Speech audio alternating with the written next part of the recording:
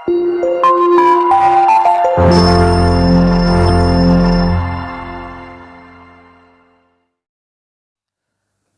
rekan-rekan dimanapun Anda berada, kembali kita ketemu di channel Scriblo dengan membahas seputar pengetahuan ilmu hukum.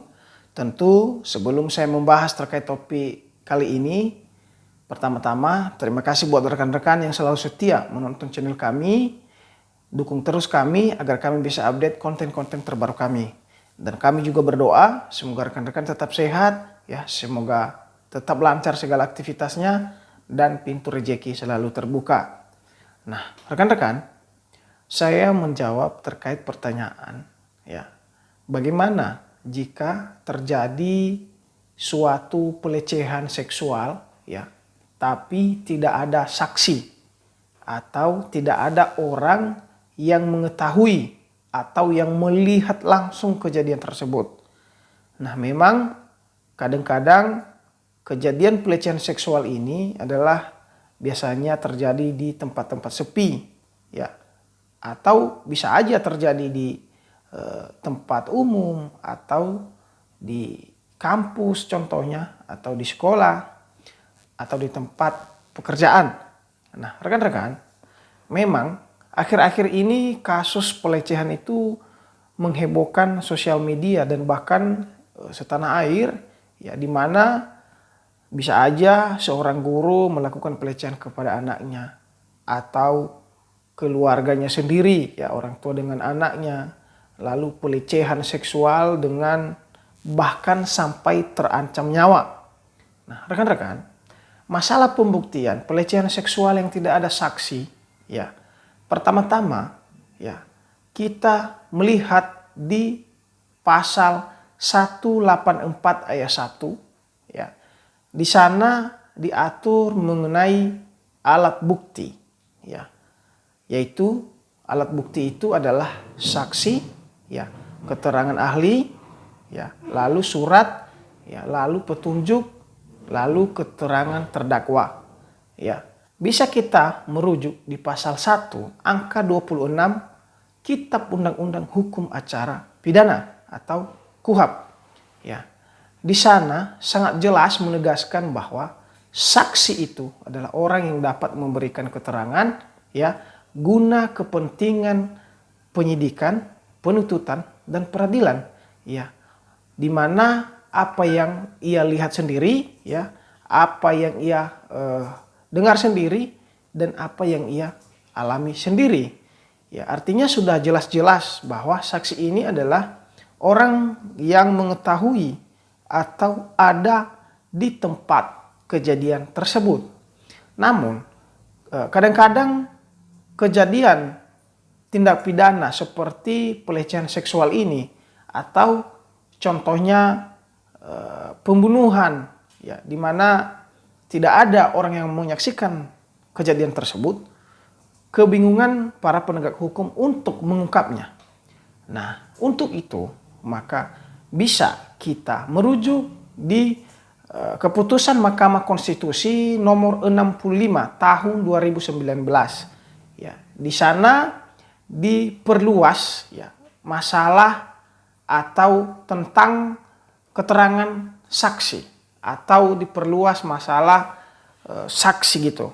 Ya, di mana saksi itu, ya, bisa dijadikan orang-orang yang masih relevansi terhadap perkara tersebut, ya. Saksi itu adalah bisa dijadikan, ya, selagi dalam perkara itu adalah ada kaitannya orang-orang yang memberikan keterangan tersebut, ya. Di mana salah satu contoh seorang mahasiswa, ya, menemui dosennya di salah satu hotel, ya. Mahasiswa ini adalah sebelum dia berangkat, ya, ditanya oleh temannya yang satu ini, ya, adalah dengan mempertanyakan, kamu mau kemana? Taruhlah si cewek mahasiswa ini adalah Butet, ya, contoh. Butet mau kemana? Lalu dia menjawab, saya pergi menemui dosen pembimbing saya. Nah, setelah itu mahasiswi ya si Butet ini pergi ya, di dalam pertengahan jalan lalu ketemu lagi satu orang temannya. Ya, lalu temannya itu mempertanyakan, "Butet mau kemana?" Lalu dia menjawab, "Saya pergi ketemu dosen saya di hotel ya untuk bimbingan, contohnya bimbingan masalah kuliah." Nah, artinya bahwa di tempat yang berbeda sudah dua orang yang mengetahui si Butet ini pergi ke hotel menemui dosennya, gitu loh. Ya, contohnya pada teman yang pertama tadi adalah dia hanya menyampaikan, "Saya pergi menemui dosen saya, dosen pembimbing. Dosen pembimbing saya itu adalah Taro si Budi," contohnya.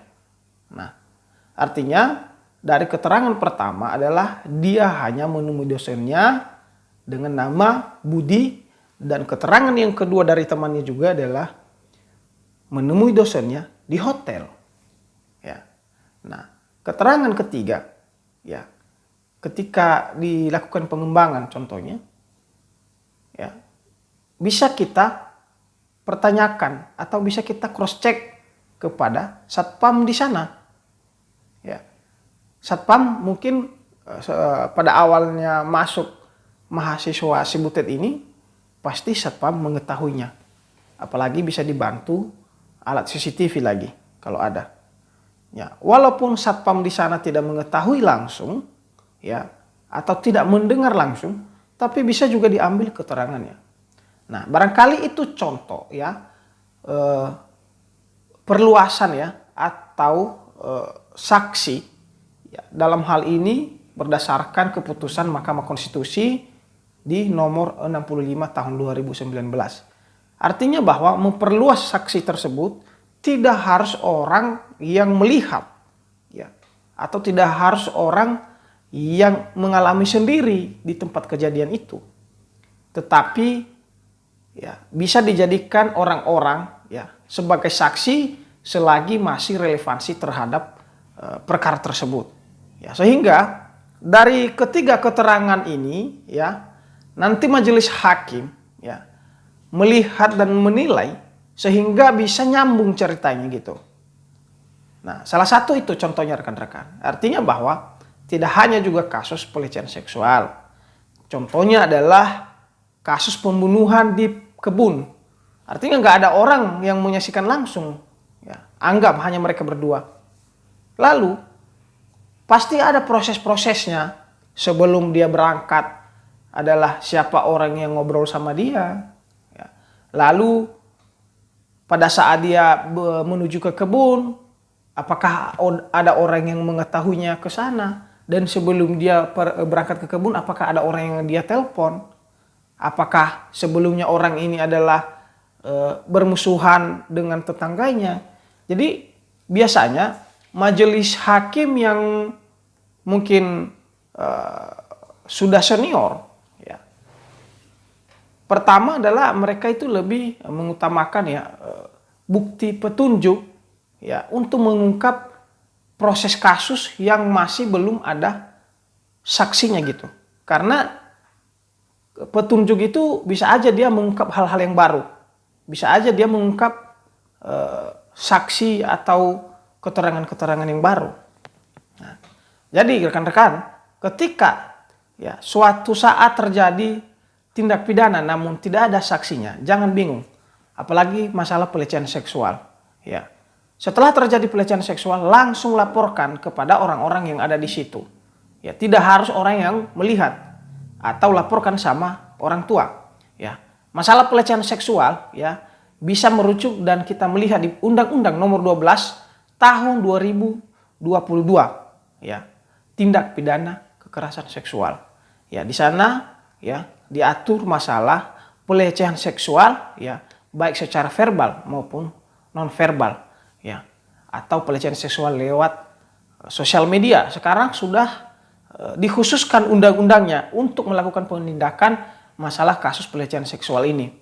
Jadi rekan-rekan, ya, masalah perluasan saksi, ya, artinya sudah sangat jelas, ya, di saat pembuktian nanti bisa aja orang-orang yang tidak melihat langsung kejadian tersebut, ya, bisa digunakan dasarnya sebagai keputusan, ya, yang ada di di nomor 65 di keputusan Mahkamah Konstitusi tersebut. Jadi barangkali rekan-rekan, ya, itu menurut saya terkait terjadinya suatu tindak pidana namun tidak ada saksi yang langsung melihat kejadian tersebut. Nah, semoga apa penjelasan saya ini bisa bermanfaat buat kita semua. Bukan dalam arti saya menggurui, namun kita saling berbagi informasi. Semoga bermanfaat. Terima kasih.